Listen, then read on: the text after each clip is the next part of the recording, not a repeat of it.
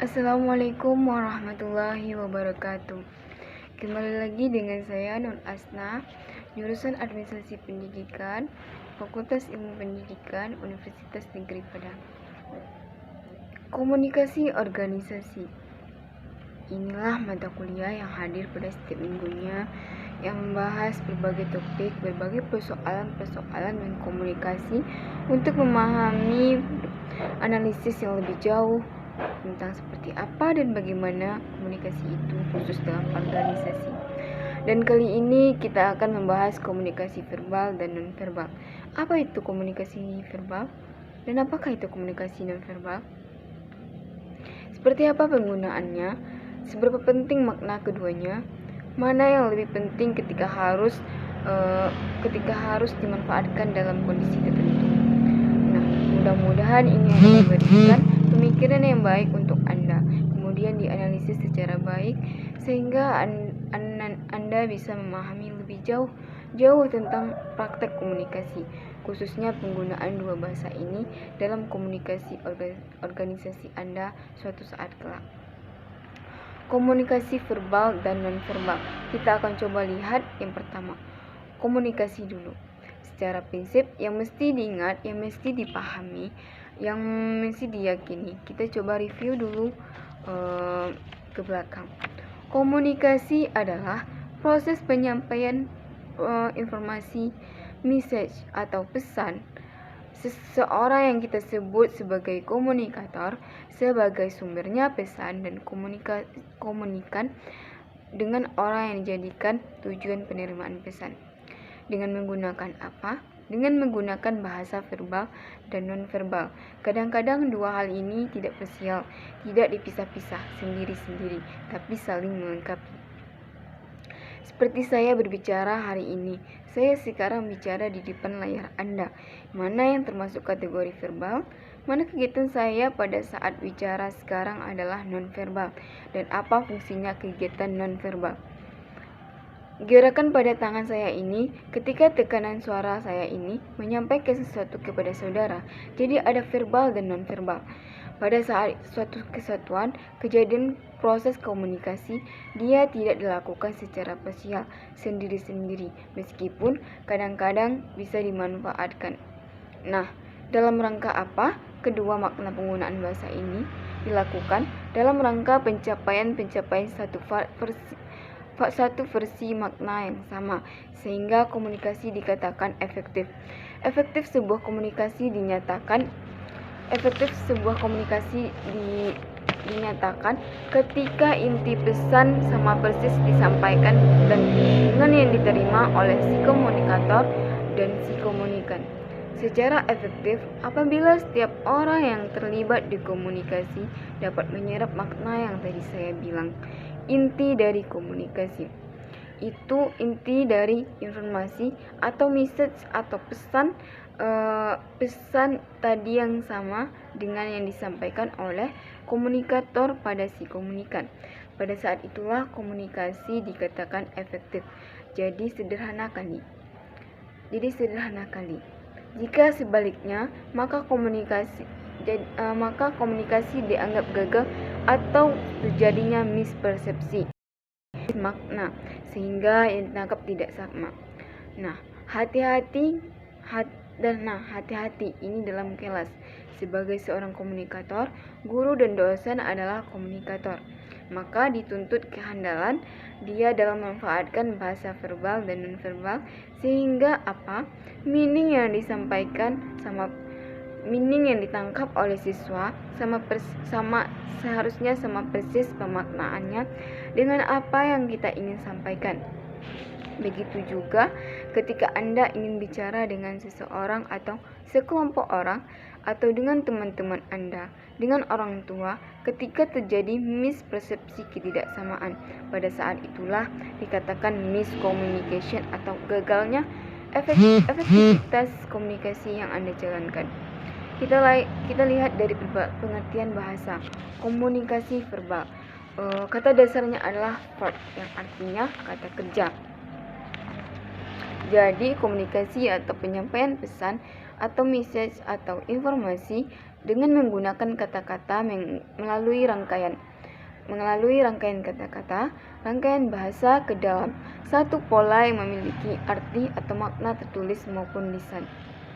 Ini verbal karena berupa kata-kata yang jelas.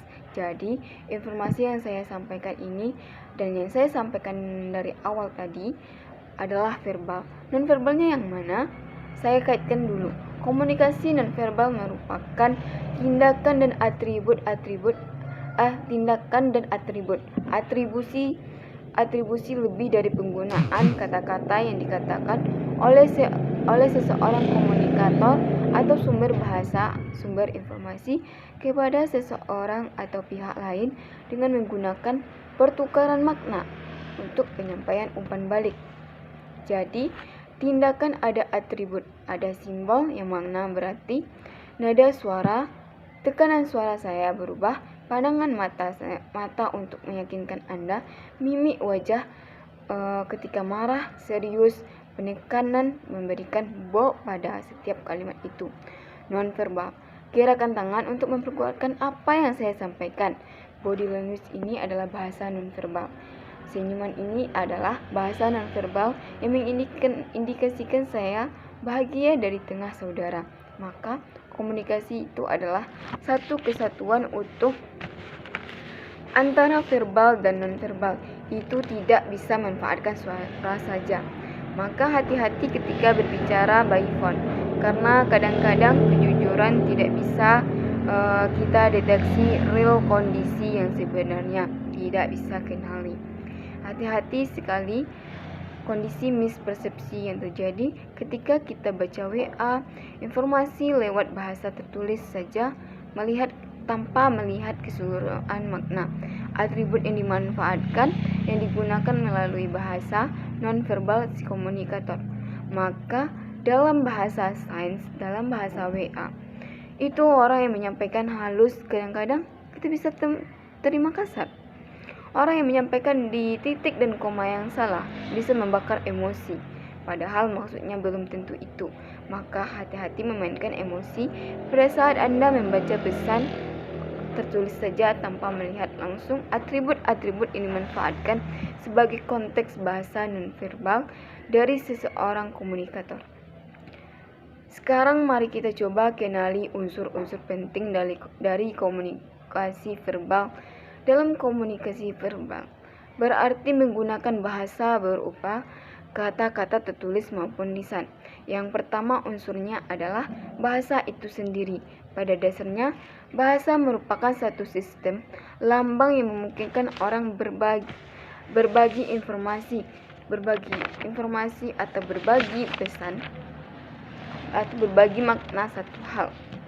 Lambang bahasa yang digunakan adalah lambang verbal, lisan, tulisan, ataupun elektronik yang tadi saya bilang berupa WA, sains, dan lain sebagainya. Unsur pertama yang penting dalam bahasa verbal adalah bahasa. Unsur kedua adalah kata merupakan unit dari lambang. Unit berarti bagian terkecil dari lambang. Kalau lambangnya adalah kalimat, maka unit terkecilnya adalah kata dalam bahasa. Kata adalah lambang yang melukiskan orang yang melukiskan benda, kejadian, atau kata. Jadi, kejadiannya adalah terbakarnya api besar, maka dilambangkan ketika itu dengan memanfaatkan lambang berupa kata. Kita menyebutnya kebakaran. Jadi, kita tidak bilang lagi api besar, terjadi kebakaran, selesai. Unsur kedua dan dua inilah unsur penting dari bahasa verbal, bahasa, kata, lisan tertulis maupun elektronik. Sekarang kita lihat bagaimana dengan non-verbal. Kalau verbal tadi berupa kata-kata, berarti ini non yang bukan berupa kata-kata. Selagi bukan berupa kata-kata, maka dia masuk dalam kategori non-verbal. Saya ingat satu studi setelah penelitian dilakukan oleh Albert Mahrabein yang menyatakan bahwa tingkat kepercayaan dari pembicaraan orang jadi struktur bahasa dari struktur maka dimanapun dia berada, itu adalah sebuah penghormatan untuk menunjukkan dirinya, maka pakaiannya akan selalu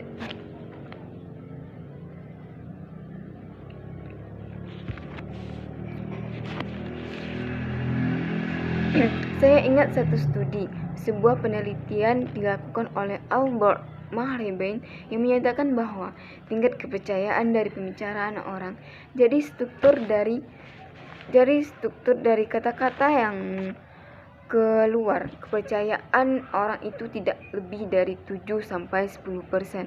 Nah, kalau Mahrabein itu mengatakan bahwa 7% kepercayaan orang dari bahasa atau kata yang keluar.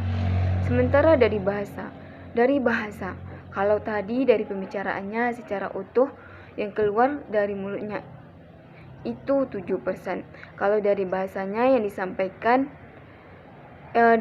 kalau dari bahasanya yang dimanfaatkan, digunakan sedemikian rupa, tertata indah, itu baru 38%. Berarti 38 tambah 7%, sekitar 45%. Sisanya 55% gimana? 55% adalah kepercayaan orang atas komunikator ketika berbicara itu diambil dari vokal suara, tinggi rendahnya nada berbicara, daya tekan dari setiap intonasi yang keluar dari ekspresi muka, mimik muka, dan body language. 55% kalau kita satukan berarti itu adalah nonverbal. Simpulannya apa? Berarti orang jauh lebih percaya kepada bahasa nonverbal kita dibandingkan tuturan kata-kata atau bahasa yang kita gunakan disemikian rupa dalam bahasa verbal. Tapi 55% tidak cukup. Makanya kedua hal ini dalam proses komunikasi menjadi satu kesatuan, bukan parsial, sehingga verbal dilengkapi dengan nonverbal. Ketika memanfaatkan nonverbal, verbal menjadi pelengkap, maka sempurnalah yang 100% tadi. Gitu maksudnya. Bagaimana dengan kategori? Sekarang kita akan analisis kategori komunikasi nonverbal. Kategorinya adalah satu, pribadi, artinya pada individu. Contohnya adalah kebiasaan seseorang ketika mengedipkan mata. Coba, bisa mengedipkan mata? Mengedipkan sebelah mata ketika merasa gugup atau batuk akan mulai bicara atau memberikan kode mata ketika menyatakan suka. Pertama itu pribadi pada individu. Kedua kategorinya adalah budaya. Budaya artinya nonverbal, dimanfaatkan untuk kebiasaan sekelompok masyarakat atau orang di satu wilayah tertentu. Misalnya apa? Orang Jepang membungkukkan badan hai ketika bertemu dengan orang lain. Itu adalah bahasa nonverbal sebagai kategori budaya. Dan itu hanya berfungsi atau berlaku pada wilayah tertentu sebagai bentuk penghormatan. Di Jepang, mereka ketika bertemu orang lain membungkukkan badan. Kalau di Indonesia apa ya? Atau di Sumatera Barat atau wilayah Anda di Pulau Jawa punya nonverbal masing-masing dari sisi budaya. Ketiga, kita lihat adalah kategori profesional. Profesional berarti kebiasaan yang dilakukan pada profesi tertentu. Misalnya, kebiasaan seseorang yang bekerja di level atas di hotel yang memiliki standar tinggi dalam apa? Dalam berpakaian meskipun tidak sedang bekerja. Nah, ini profesional. Kebiasaan orang pada profesi tertentu seperti kebiasaan seorang yang bekerja di hotel atau di level tertentu yang tinggi yang memiliki standar tinggi pula. Maka dimanapun dia berada, itulah adalah sebuah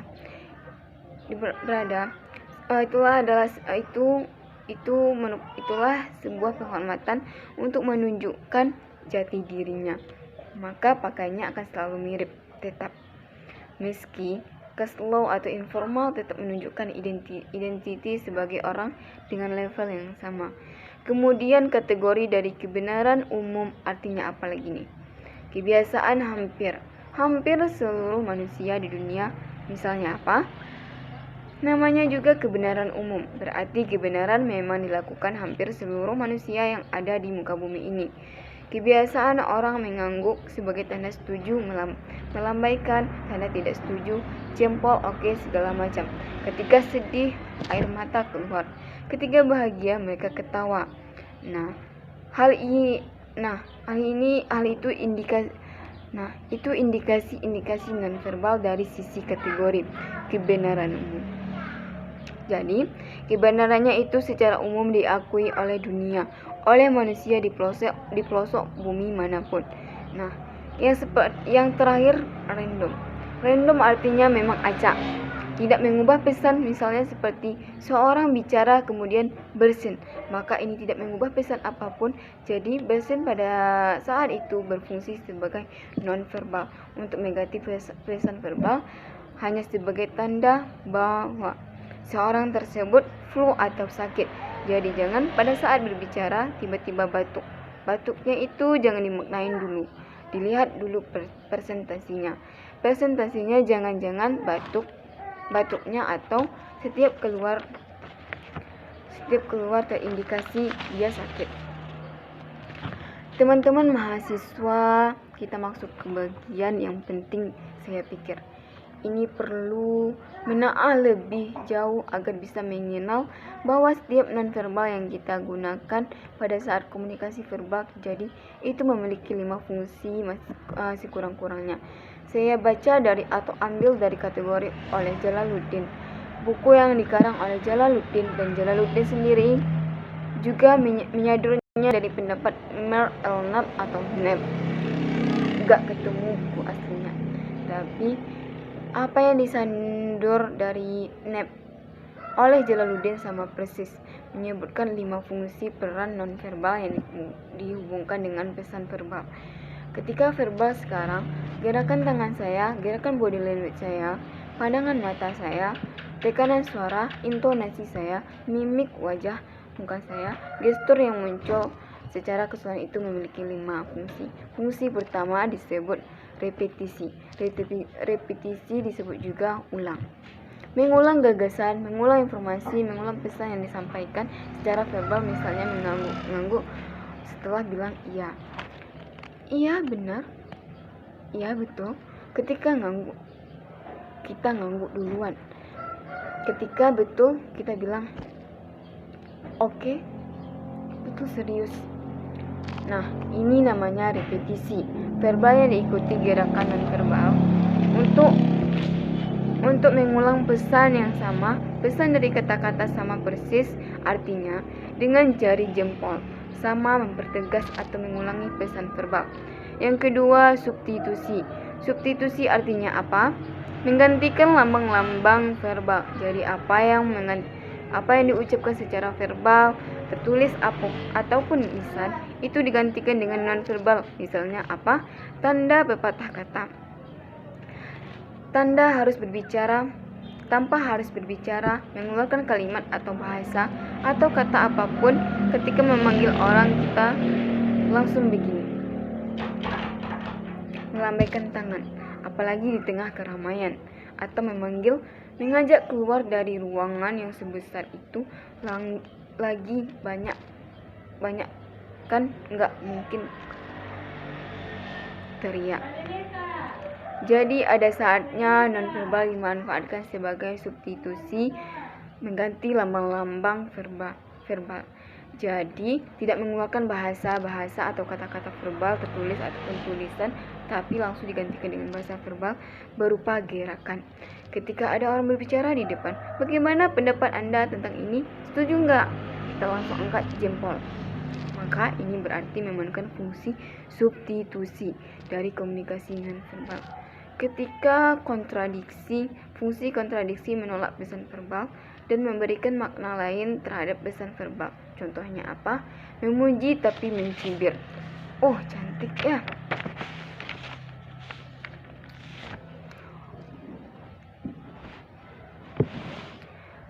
Memuji tapi mencibir. Oh, cantik ya. Sudah berkata-kata benar.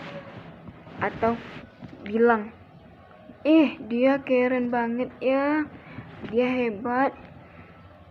Tapi tatapan mata, body language, tangan, jadi dikontradiksi dalam rangka apa? Membuat orang lain bingung atau merahasiakan tertentu dari komunikasi kita dengan seseorang di depan kita terhadap orang sekitar. Jadi banyak yang dimanfaatkan kondisi-kondisi ini untuk menjaga kerahasiaan dari inti pembicaraan kita. Yang keempat, komplimen. Komplimen apa? Melengkapi, memperkaya makna pesan nonverbal. Melengkapi makna pesan dari bahasa verbal dengan penggunaan verbal tadi. Misalnya, air muka ini bukan air yang ada di muka, tetapi mimik wajah. Anda ketika mengeluarkan mimik wajah menunjukkan tingkat penderitaan tidak terungkap dengan kata-kata. Itu komplimen namanya. Memperkaya kesedihan, kegugusan, dan persoalan yang dilengkapi dengan mimik wajah menderita tingkat tinggi. Kan gak ada orang yang menderita tapi mukanya bahagia. Saya menderita sekali, dan itu Anda dapat memaknai. Dan terakhir adalah asentuasi, menegaskan pesan verbal atau menggarisbawahi. Misalnya Anda mengungkapkan betapa jengkelnya Anda dengan memukul meja. Itu 5 fungsi.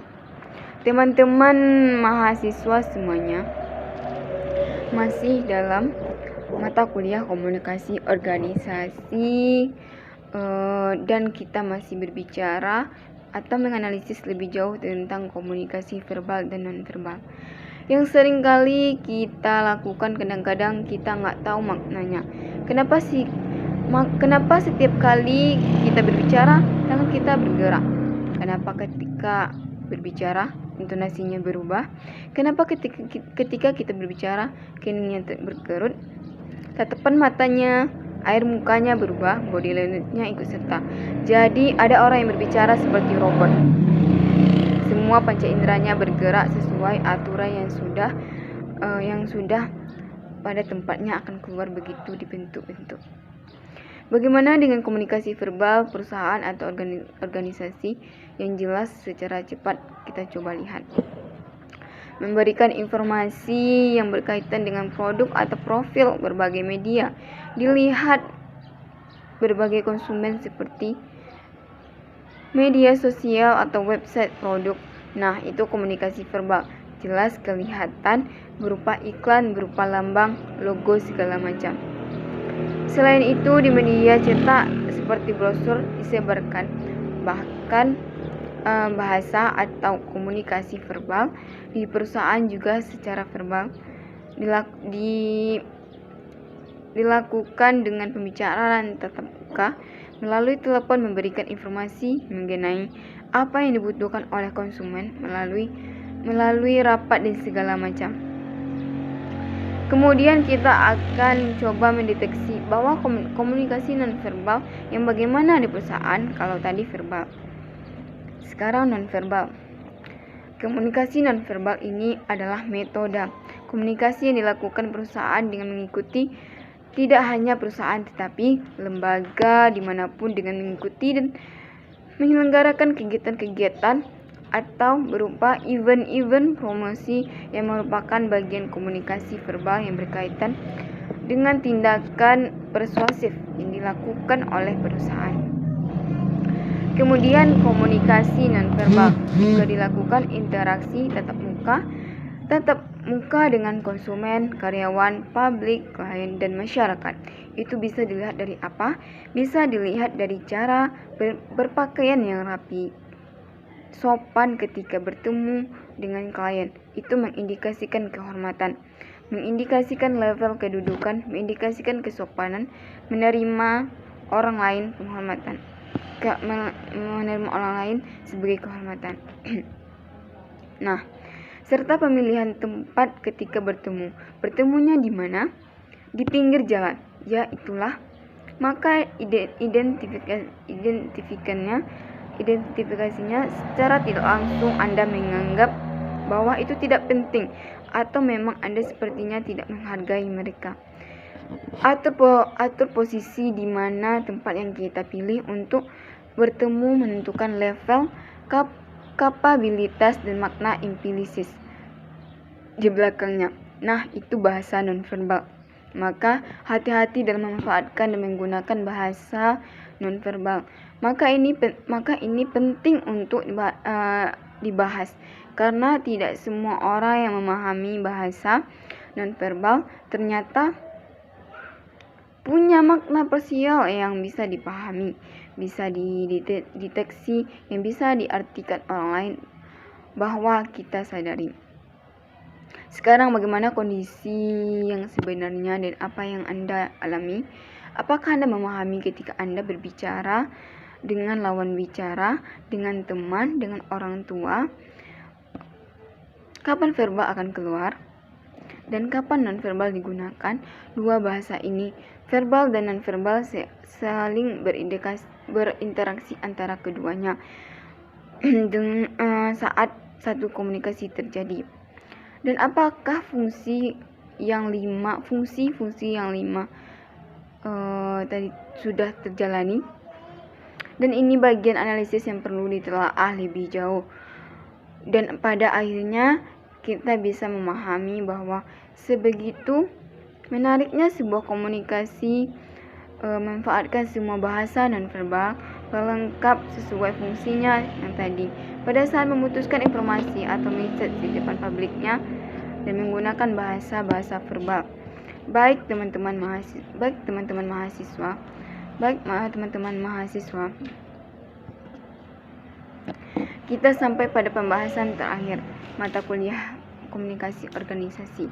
Dalam kaitannya kita mengategorikan bagaimana verbal dan nonverbal, bagaimana melaksanakan fungsi demi fungsi dari komunikasi nonverbal ini dimanfaatkan.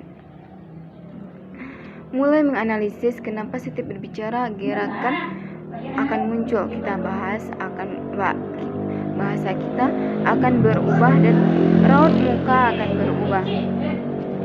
Gerakan tangan tidak dibuat-buat muncul dengan sendirinya, karena mustahil kita akan berbicara. Berarti ketika tangan kita begini, tangan akan mengikuti postur sesuai dengan apa yang dimiliki oleh verbal, karena otak berbicara langsung turun melalui mulut, kata-kata, atau itu diekspor melalui gerakan body language kita. Maka dia akan menuntun saat kita bicara melalui gerakan.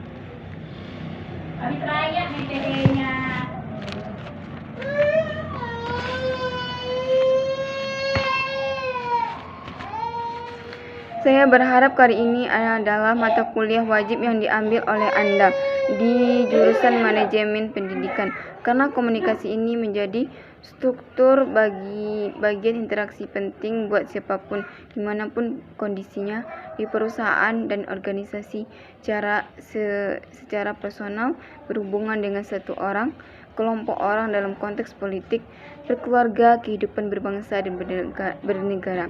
Ketika Anda jadi guru, public speaker, maka kemampuan komunikasi verbal dan nonverbal sangat menentukan.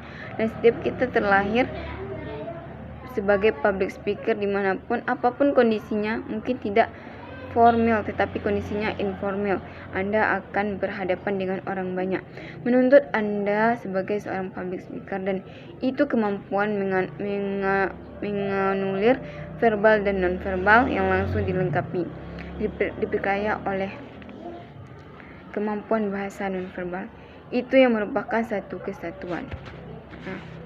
Ini dapat saya hanya ini yang dapat saya sampaikan. Kalau ada yang salah mohon dimaaf. Pada kesempatan ini hanya ini yang dapat saya sampaikan. Kalau ada salah dan jengkelnya dalam pembahasan materi, saya mohon dimaafkan. Wabillahi taufiq wal hidayah. Wassalamualaikum warahmatullahi wabarakatuh.